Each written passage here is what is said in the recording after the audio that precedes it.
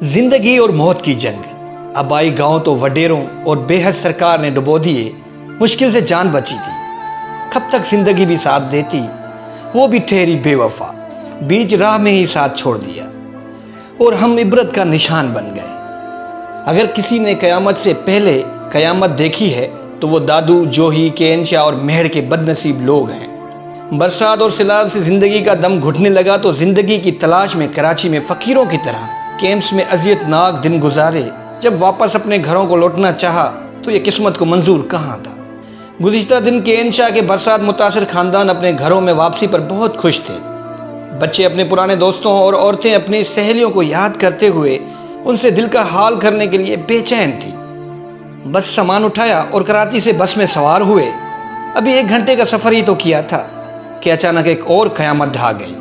अचानक बस को आग लगी और जिंदा ख्वाब जलकर राख हो गए।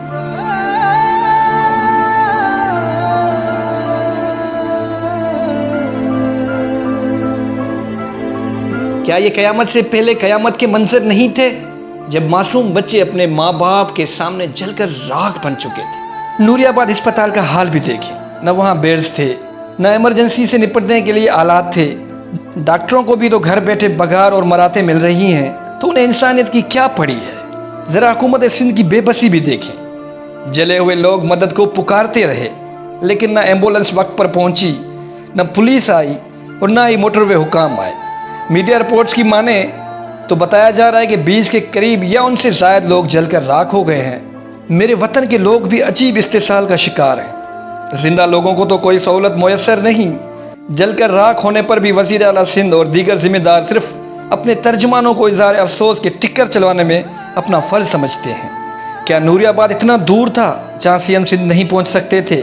ज़रा सोचें, क्या अलमनाक मनाजिर होंगे जब जिंदा लोग जलते हुए मदद को पुकार रहे होंगे। लेकिन क्या करें, सिंध सरकार तो ठहरी बेबस। उनके हाथ में न कोई पावर्स हैं, न ही अपने लोगों को मदद करने के लिए कोई प्लान्स हैं। ये सब कुछ जो सिंध में हो रहा है, सिंध के लोग इसका हिसाब ज़रूर लेंगे।